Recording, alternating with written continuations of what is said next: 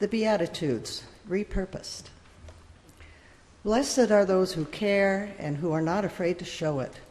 They will let people know they are loved. Blessed are those who are gentle and patient. They will help people to grow as the sun helps the buds to open and blossom. Blessed are those who have the ability to listen. They will lighten many a burden. Blessed are those who know how and when to let go. They will bear witness as loved ones find their own way. Blessed are those who, when nothing can be done or said, do not walk away, but remain to provide a comforting and supportive presence. They will help the sufferer to bear the unbearable. Blessed are those who recognize their own need to receive and who receive with graciousness. They will be able to give all the better. Blessed are those who give without expectation of anything in return.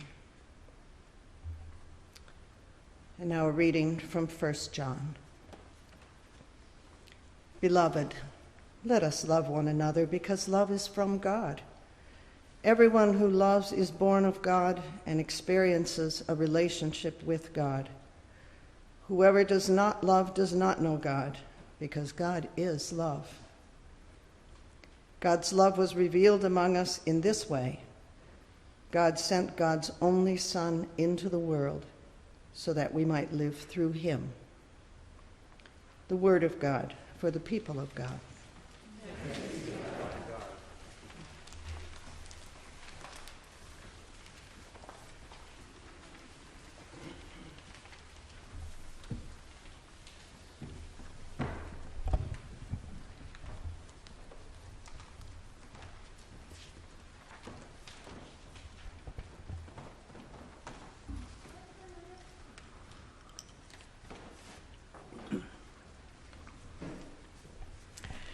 Early in my pastorate here, as I was getting to know the congregation, I noticed a recurring theme: people taking care of loved ones.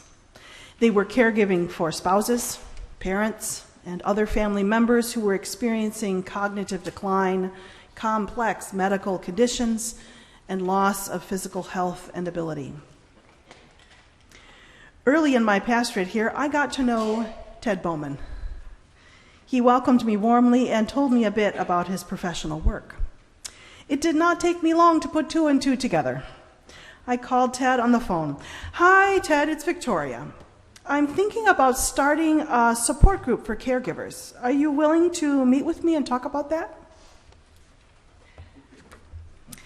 St. Anthony Park United Church of Christ launched the Caregiver Support Group on July 16th, 2008. Ted and I facilitated, and there were 8 attendees at that very first circle of support. It was Charlotte Osborne, whose mom was living with dementia, Kiki Gore, whose husband was living with Alzheimer's, Julia Leitsky, who was caring for her husband Noel, Andy and Bob Banks, as they were navigating Bob's decline from Parkinson's, Deb Hugh-Winkle, who was carrying long distance for her brother-in-law and sister in Colorado, and Mark Scott and Barb Billington as they anticipated their parents' elder years and wanted to think ahead. And so it all began. The support group grew and evolved for the next 14 years. Some people attended only once or twice, others attended for months and even years. Most of the sessions had no set agenda. Instead, it was a safe and intentional time set aside for people to tell some of their story, to listen and be listened to exchange resources, information, strategies. It was also a time to laugh, to express frustration, and to say hard things out loud. It was beautiful to witness people giving and receiving support in the midst of caregiving, which can be such an isolating and overwhelming experience. As awareness of the caregiver group spread through word of mouth and listings in the Park Bugle newspaper, we forged partnerships with churches in the neighborhood: St. Anthony Park Lutheran, St. Anthony Park United Methodist, St. Matthew's Episcopal, and also with the St. Anthony Park Block Nurse Program, which is now called the Area Seniors. Mary Hayes of the Block Nurse Program, Catherine Tondra of the Area Seniors, and Pam Dragseth from the Lutheran Church were steady and faithful partners. From time to time, we invited guest speakers on specific topics, and these sessions were open to the public, and they were well attended. Topics included ethical wills, hospice, healthcare directives, elder care law, making the most of a care conference, moving and relocation services by a company called Gentle Transitions, and ambiguous loss, led by our very own Pauline Boss. Then, after 6+ years of the caregiver group, I realized that a grief group would be a natural outgrowth. And so we launched the Bereavement Support Group in July of 2015. Marilyn Benson facilitated that first gathering. She and I then took turns facilitating, and we often reminded participants that the group was specifically for people grieving the death of a loved one, rather than for any other kind of grief like a job loss or divorce. The focus was bereavement and being with those who were bereft. Several of the participants had been in the caregiver group, and after their loved one had died, they moved into the circle of bereavement. After a time, Marilyn decided to step away from leadership of the group, and I continued on. And then COVID. Both support groups moved entirely online. People gathered by Zoom. Ted with the caregivers, me with the bereavement folks through our screens. Not exactly ideal for conversations such as those. And yet, there were upsides. In my bereavement circle, people Zoomed in from their homes around the metro and up north if they were at the cabin, and also from California and Oklahoma, Iowa, and Missouri. In my 7 years facilitating the bereavement support group, each session was its own gift. I would sometimes open by asking folks to say one word that described how they were doing as they arrived. And they said things like tired, frazzled, anxious, stuck, okay, grateful, sleepy, hanging in there. And there were common themes across the years, themes of loneliness and loss of identity, confusion, forgetfulness, their lack of focus, having dreams about their deceased loved one, honoring that person's legacy, of course, funerals and memorial services, the scattering of ashes. There were conversations about family disputes, about inheritance or property, and the first year's worth of absences. And then they often talked about all the paperwork, the business, the administration associated with the death, and of course, their deep, deep sorrow. I looked back through my notes, and here are some things that participants said over the years that I decided to write down. Yesterday was a hard day. I'm cleaning out their house, doing what my parents could not do. I'm depressed. There's a lot to be sad about. Everywhere I go, everywhere I look, I'm reminded of him. Now I'm no one's number one person. I feel like I'm wearing a heavy coat of mourning. My family is unraveling.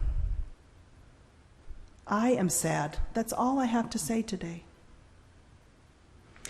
Often someone would cry, and then more tears would flow. We would laugh together too. I would often close the session by affirming their choice to make time for this kind of work, saying, grief is waiting for you to pay attention, and today you did. Through their journey of bereavement, participants gained wisdom. Oh, their wisdom. They often talked about what was and was not helpful when their loved one died. Here is some of their wisdom. Say the name of the deceased. Say that person's name. Listen to stories about the deceased, about the survivor's experience of their bereavement. Circle back many months after the death to just check in and offer support. Acknowledge the person's absence. Do not try to explain the person's grief to them. And do not offer your opinion or reason of why the person died. Wisdom from the bereavement group.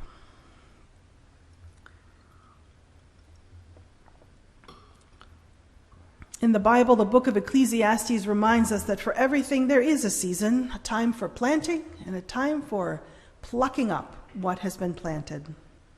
And that is true for these two support groups. Ted was ready to step aside from leadership before the pandemic, but he carried on during the past 2.5 years, providing continuity and stability for attendees. And I then, too, discerned recently that it was time to step away and bring this ministry to a close. The caregiver group met for the last time on July 7, and the bereavement group met for the last time on September 1st. The good news is that St. Anthony Park Area Seniors is picking up where we left off. They are in the process of reinventing both support groups as a resource for the neighborhood and the wider community. Even though our leadership here at St. Anthony Park United Church of Christ of these support groups has ended, our ministry of caregiving and supporting those who are bereft goes on. Ted.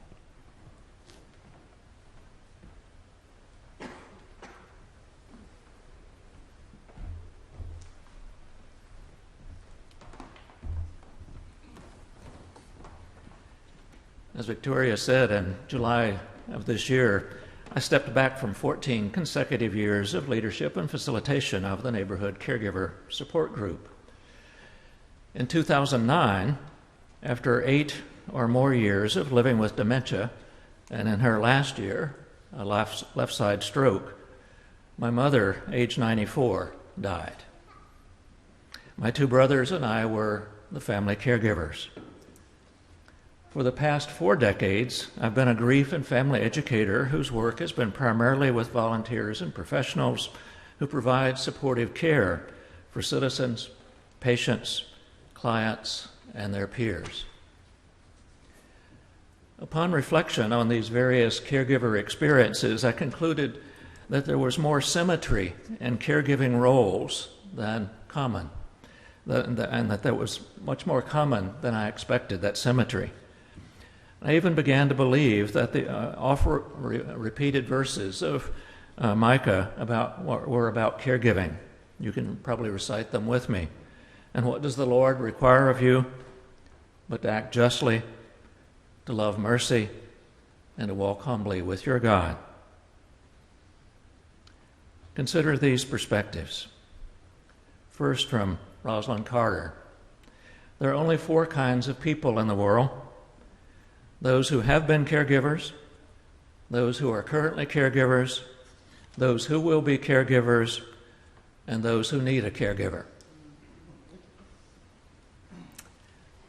May I suggest that there are only 2 kinds of members of St. Anthony Park United Church of Christ. You are a caregiver, currently and in the future. You deserve and will continue to need a caregiver or caregivers. Let me elaborate. I've shared before in this place an assertion by theologian John Westerhoff when he said years ago, "I sometimes wonder if we would bring our children to church to be baptized if we fully understood the implication for them or us." If you remember a recent baptism here or another place, what he was referring to is that we, as a congregation, say out loud at child baptisms that we, all of us, will support these parents and this child in the years ahead. Differently, but I think also similarly, we announce that care given and received is expected as part of a membership of this congregation. And while not explicitly said, when someone chooses to join our congregation, we often include words of welcoming support as a part of that ritual. So in that spirit, would you turn to your left or your right in just a moment? For those of you on Zoom, if you'll turn to names or images, look around. You are sitting beside or near someone who has been a caregiver, someone who is currently a caregiver, someone who will be a caregiver. And there are several here today who are in need of a caregiver. Need I remind you that some are looking at you and seeing you as a caring person? Paradoxically, many of those who attended the caregiver group begun here 14 years ago first came a bit reluctantly. They were joining a club that they did not want to be a member of. They wished for a magic wand that would return their loved ones to earlier health. Their dreams of retiring together, or traveling to far places, or experiencing the freedom of their aging years had been lost or shattered. Here are two examples. I've read in a number of places that a woman married to a man with Alzheimer's is living a widow's life. By the time I realized I had settled into the role of spousal caregiver, my role had changed to include the experience of mourning for that relationship, and for better or worse, I was a part of it. When I leave my home, grief is my escort. Or another story, handling mother's body violated her and me. Carrying her bedside commode from her bedroom to the toilet disgusted me. I would gag, and that would never stop. Accounts such as these remind us that some caregivers are reluctant. Others are drafted because they are women, the oldest, or the one nearby. There are some who don't even understand the word caregiver. They are simply honoring their marital vows or giving back to a parent the kind of care that mimics in some small way what the parents did for them in childhood and adolescence, perhaps even still. Caregiver groups are a mixture of people who need sometimes, as Victoria was saying, simply to offload. Where else could they scream or yell and wail? Some come seeking understanding for their ambivalent feelings, and others are hoping for resources, insights, or fixes for a situation. Many caregivers are what one writer has called the invisible second patients. The invisible second patient. Arthur Kleinman, like me, was a professional educator about loss and grief, and he described caregiving this way as he cared for his wife. Caregiving is about skilled nursing, competent social work, rehabilitation efforts with physical and occupational therapists, and the hard physical work of home health care aides. Yet, for all the efforts of the helping professions, caregiving is for the most part the preserve of families and intimate friends and of the afflicted person himself or herself. They struggle to undertake the material acts that sustain, they find practical assistance with activities of daily living, financial aid, legal and religious advice, emotional support, meaning-making and remaking, and trying just to have some moral solidarity. In other words, caregiving requires a stamina, fortitude, a clarity of mind demanded by few other life situations. Victoria mentioned some of the resource people who came in. We often had an elder care lawyer come and she would startle the group after being introduced. And she would say something like, "You know, it takes a team. Do you know who's on your team?" And the group would kind of look at her, wondering what this was all about. We thought we were going to get some legal advice. "If you don't know who's on your team, you're facing troubles," was her continuing focus. Financial or legal stresses, home maintenance requirements, scheduling appointments for the care received, receiving supportive help, all those and more, the lawyer asserted, were aspects of caregiving. How does one do all that needs to be done? Some of you will remember the story that I told of when leaving a care facility with a woman friend whose husband was dying of a brain tumor. I turned to her and spoke of my willingness to come again to support her and him, and then added, is there any other way that Marge and I can be helpful to you? And she surprised both of us when she said clearly, "Would you mind cleaning my house?" I was a bit flummoxed by that. No one has ever asked or made that request to Marge or me, and so asked her to tell me more. It was a valuable teaching moment. She said, "Ted, it's so hard to be here in this place of death and dying every day, and then go home to a dirty house. I just don't have the energy to clean it anymore."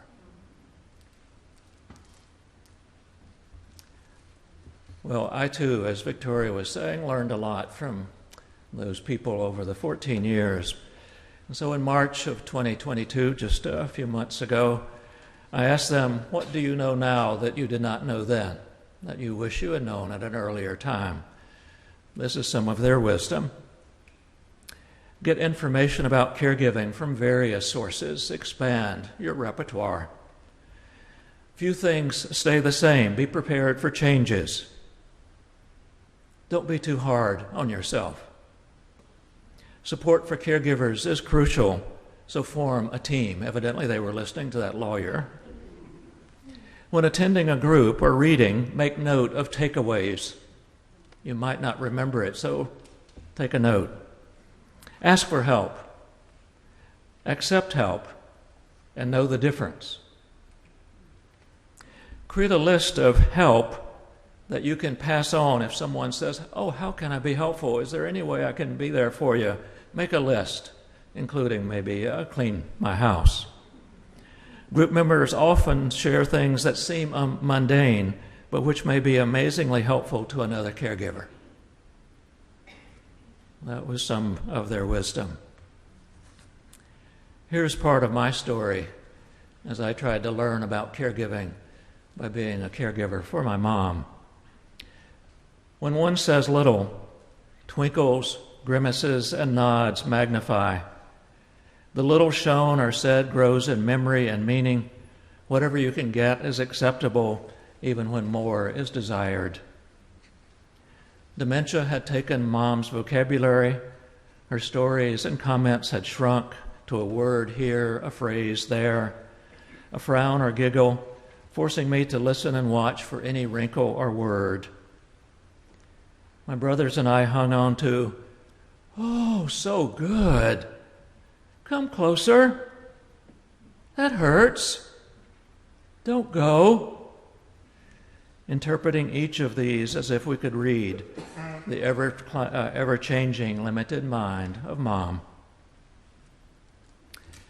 "He's looking at me," was heard one day, as she and a calendar dog, the calendar was just behind her head, she and a calendar dog engaged in a standoff of staring. She held her ground and gaze. Which blinked first is unknown. I came to believe that she was still the teacher reminding her sons, like the dog, to see her. She didn't say, "Look at me." She'd rarely been that direct.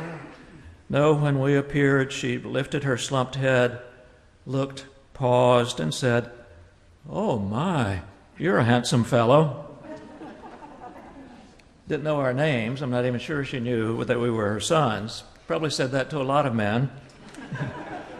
But that compliment, the best phrase said that day, is mirrored in what I believe was a deep yearning to also be seen by dog or person, especially for those who can only say or know a little.